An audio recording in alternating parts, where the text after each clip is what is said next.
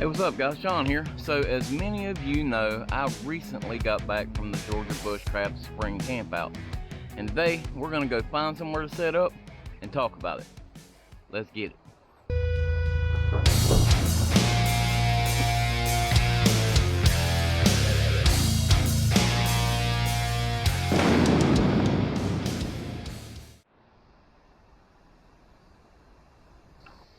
I've been talking about doing this Georgia Bushcraft trip for a couple years now. The spring camp out, the fall camp out, just never had a chance to make it. This year I did. And it's not close to home, guys. It's a 6-hour drive. So we got up early, jumped on the road.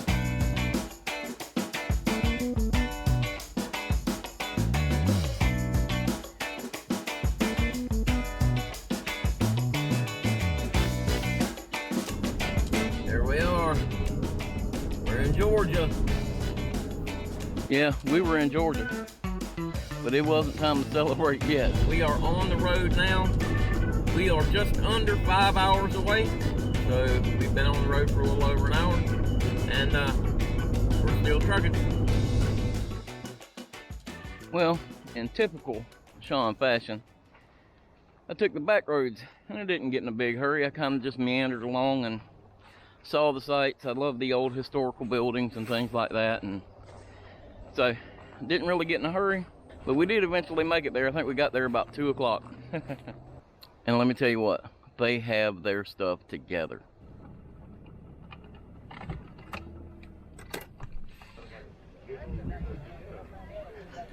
Hey there, how are you?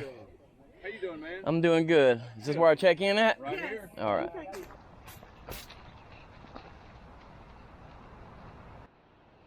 All right, name the plant. Leave in the comments below. Bonus points if you can tell me how to identify it. Okay, I think I found this a spot.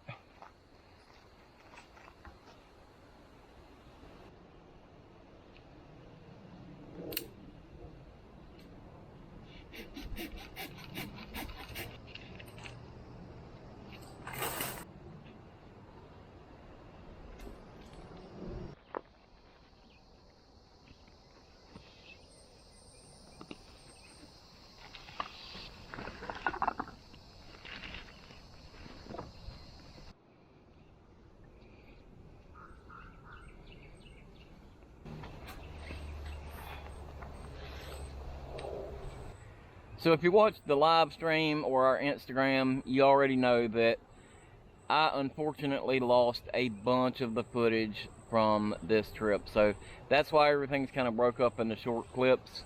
And it's unfortunate, but that's the only way I could make this video work. Like I said, I've never been to the Georgia Bushcraft Campout before, but our buddy Ken had. And he showed me the ropes, and he actually saved me a little spot there where I could pull up with the Jeep and set up our overland and stuff. So I've got this whole thing set up. Now I'm gonna walk up there and just kind of see what they got going on.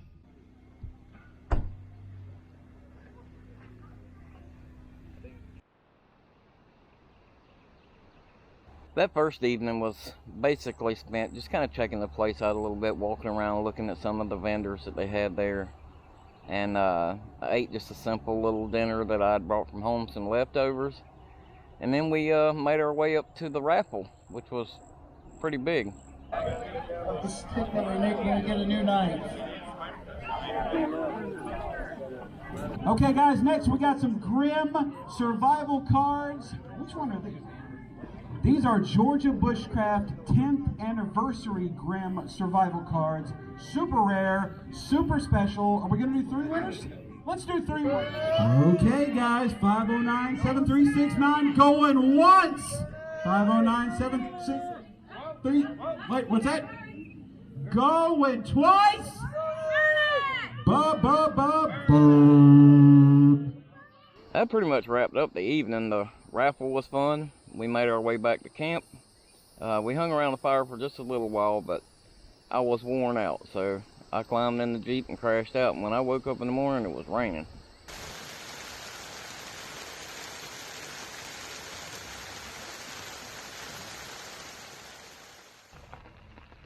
Hey, man. How you doing? How you doing? I don't got nothing for you. Sorry.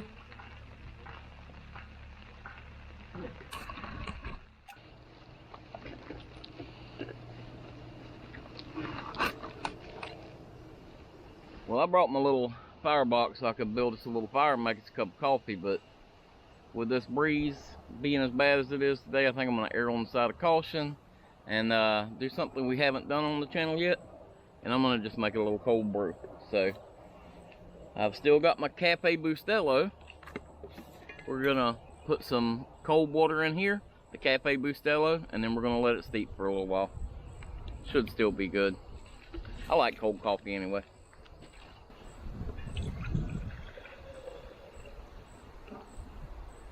Mix this up, let it steep for a little while. See how it is.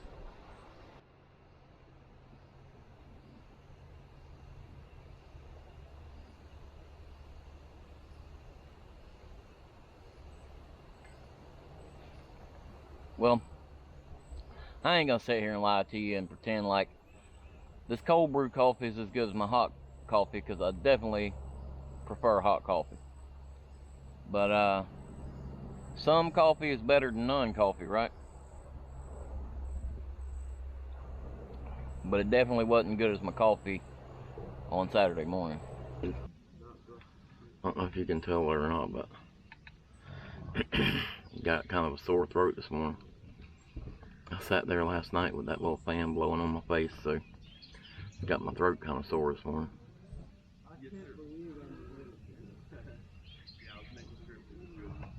Steam coming off of there.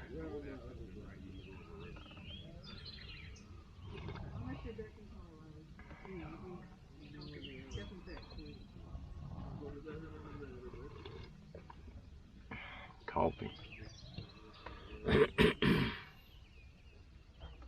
That's good this morning. Warm me up from the inside out. So we're going to try this out this morning and see how it rehydrates. I've never done it before. It was just an idea that I had that I thought I could do. I don't see why it wouldn't work. So we're going to try it out this morning, see how it does. I got my Stanley boiling brew, and I still got some hot water here from my coffee. So let's just see how it rehydrates. No idea how much water it should take. So we're just going to put about that much water in it. See how it does. Now I'll tell you what, that coffee was good, but those eggs were horrible. So a few weeks ago I made a short, and it was dehydrate your own breakfast scramble or something. I'll try to link it in the card up here. In theory, it seemed like it should have worked, but it didn't. But you never know if you don't try, so this is how we learn. I am not eating this.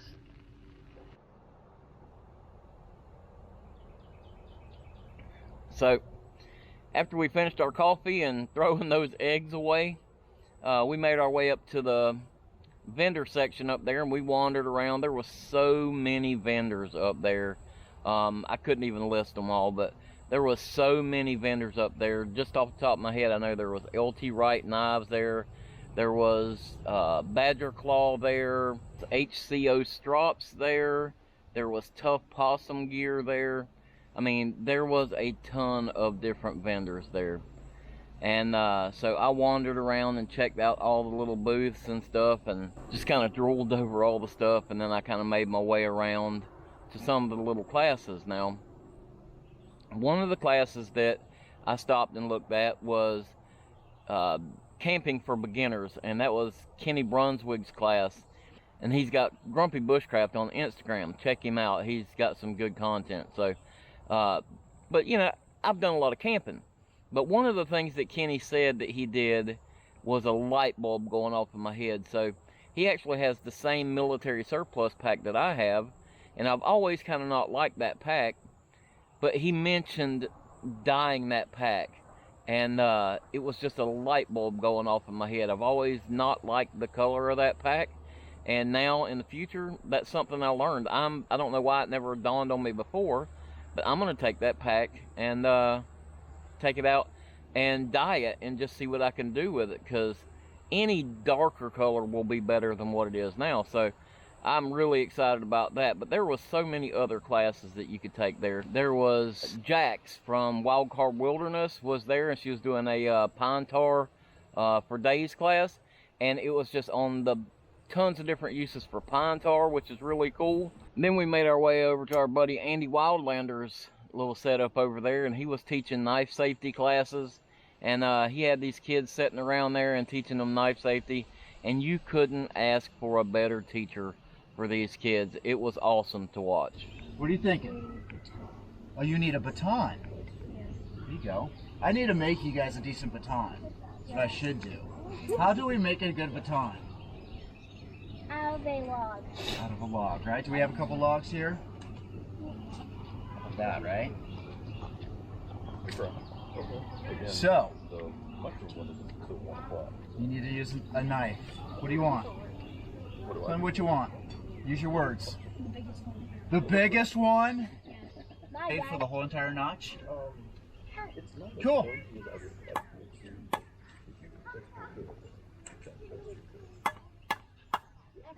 It's pretty rough with that tool, isn't it?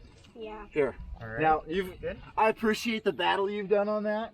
Now for this one, Trade ya. start really close. Just like you guys, I get excited when I see somebody that I watch on YouTube and have some respect for. And I got to meet a few of those people at this trip, and it was awesome.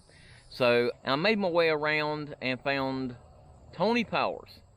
And Tony is, in my opinion, very similar to me. His style and my style are very similar, I think. And it was really cool to just sit back and talk with Tony for a few minutes. He had a class he was doing where he was teaching basically beginner fly casting. Watch him work with these kids, and this kid in particular was unbelievable. The guy's got patience. He's got really good teaching skills. It was awesome to watch. So, stop and bring my hand back to the rod. Got it? If you'll feel the tug, you just follow the tug. So when I get here and I pull it, I can feel it tugging anyways, and I just follow it. See where it's at? It's not really behind you that far, is it? You don't need to go way down here. Move that out of the tree there. Don't be afraid to look behind you on that back cast. There you go. Pretty good. That's it.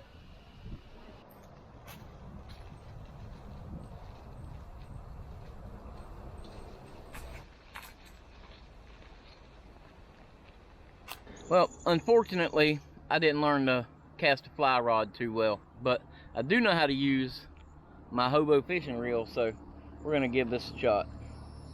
Sorry, Tony. I got some corn here for bait.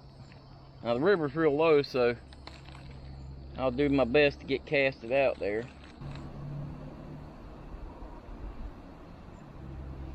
We'll see how that works.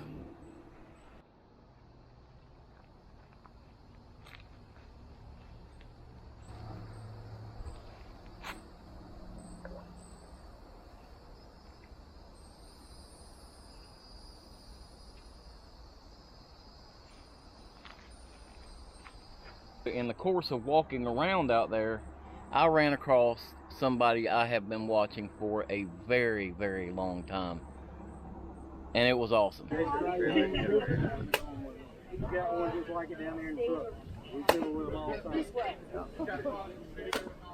Have you got mine here? I do.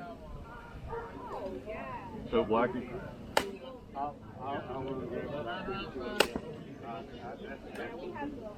I mean, yeah, that's important, but let's face it, you're using a knife to split firewood. I got nothing else. I gotta do something with this. I gotta make something. They don't hold up as well because the whole thing is hard. And you're doing this and the fibers compress and they split. Right. And break. This one. That's cool. Well, no such luck with the fishing, but as if it wasn't cool enough to sit there and watch Blackie do his demonstration and teach his class, he invited me to sit down with him and talk a little bit about what he had going on. Unfortunately, those clips were eaten up by the SD card failure, and I was able to retrieve a little bit of it, but he was telling me that he was there with Fuel the Fire Co-op of Educators, and he was teaching some classes there, but I wouldn't let it go at that. I had to pry a little bit. Well, what you got planned in the future? You got anything big coming up? Let's see. I'm planning on going to Pathfinder this year to be there with my friend Trinity of Racked Outdoors, and I think that's about all I've got at the moment. Yeah. I may have something a little later on, but at the moment that's only a major events I got planned. Yeah. Well, do you have any little secret, any little outdoor secret that you could tell me? Okay. Just something you don't tell anybody else. I need something that just for me. Okay. Here's one of the things I for me, focused on. He went on to say that there are plenty of ways that you can save weight in your pack, but saving weight on your sleeping gear is probably not the best option. So he was saying that if you don't have a good night's sleep, you're going to suffer for it. And everything you do the next day is going to be harder and you're going to be miserable. And there's a school of thought that if you go light, you're going to freeze at night. And that doesn't necessarily have to be the case, but if you go light on your sleeping gear, you can definitely freeze at night, and that's going to make you miserable. So his tip for us was to make sure you have good sleeping gear so you can get a good night's rest. And I'm going to take that to heart. A couple more classes for us to check out. And then I've got somebody I want you to meet that is pretty impressive. And it's a fairly young guy. And I was impressed by him yesterday, so we're going to meet him here in a few minutes. If you have a bag, hang it in the ceiling. Use your desk to get up, pop the towel out, boom, now you get your bag. No one knows it's there except you. Here we go, watch. Break, push, push, push, push, go back the other way, take off the stick. So I told you I had somebody I wanted y'all to meet. This young man's name is Gabe of all trades. Check it out. Gabe, how old are you? I'm 15. I'll be 16 in May. 15 years old. So how long have you been forging knives? About 4 years. About 4 years. So literally 11ish starting to forge knives. Yes, sir. Very, very impressive stuff here. So Thank you. what, like in your opinion, what is your favorite knife to forge? And then what do you think is the knife that everybody is gravitating towards? What people Okay. trying to buy? So this one you picked up a second ago is my Mountain Goat model. It's kind of my signature model. It's my favorite. It's just comfortable for Yep. me, and it's a good size. It's a little big for some people, but that's what I like to carry. And I tend to do the Scout carry sheath with it and the Kydex, so it's really easy Right. to pull out. And that's my personal favorite, and a lot of people like that. But the one that other people seem to gravitate towards is this little Puko, and I don't actually have a name for it. I haven't named it yet. But people really, really seem to like these, and I do all kinds of handles. Micarta, some G10, antler, wood. I've started experimenting with the handles, just shaping them a little bit different Very cool. when I normally round them, and they all have true zero Scandi grinds on them. So it's a great little knife to do carving with. Awesome. And I'm experimenting with all different kinds of clips and stuff on there. Well,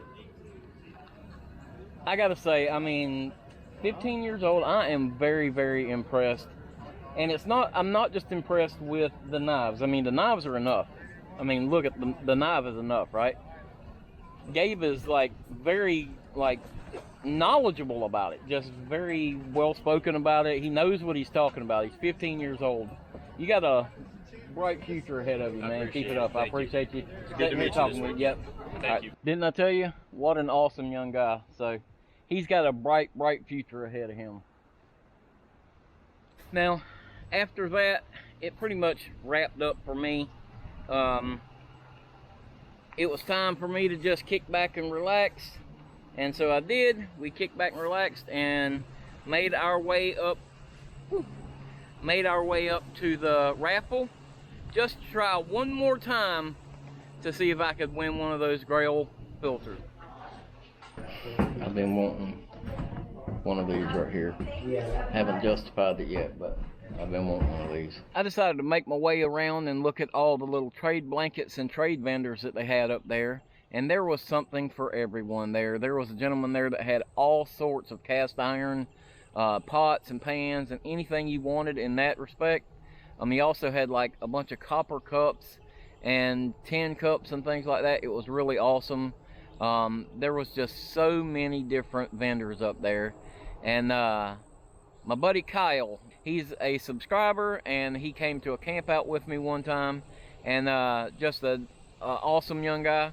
And he actually stumbled across something at a trade blanket that was pretty awesome. This is a Dave Canterbury Pathfinder knife, right? That's what. Yeah. So, and I'm not gonna say how much you got it for, but it was a freaking steal. So, unbelievable. So if you ever come up here, you gotta walk around up there and check out the trade blankets and all the stuff that they've got up here. I'll let you have your knife back instead of swinging it around. But you gotta come check out all the stuff they got up here. There's some good deals if you look. Attach things to your knife sheaths with these cool little Grimm organizers. Everybody get in a nice file line. And while you're waiting in line, we got some other freebies we're just going to be giving out too. No, you gotta get in line, Hank. There's a line. I had a line.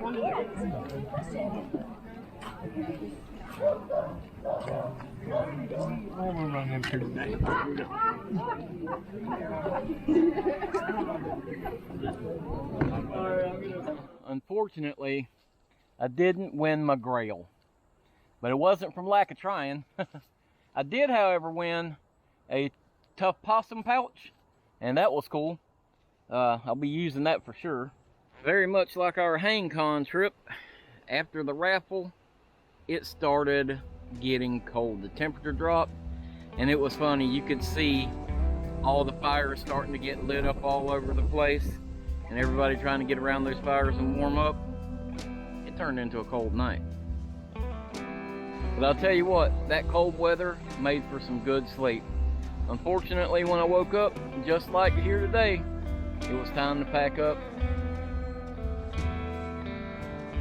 and hit the road.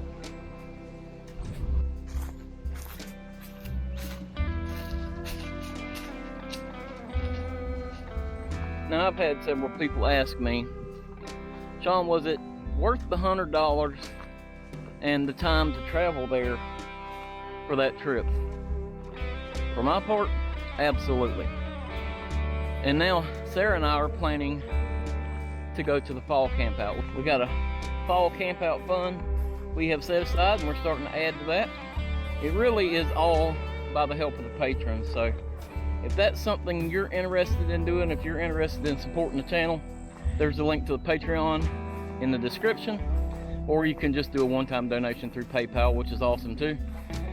But if you really want to support the channel, all you really have to do is hit that like button, subscribe, and share. I know this video was a little unconventional, but if you enjoyed this video, give it that big thumbs up for me. If you haven't already, hit the subscribe button, share this video out with your friends, and leave me a comment below. Let me know what you thought. I appreciate you guys watching. We'll see you next week.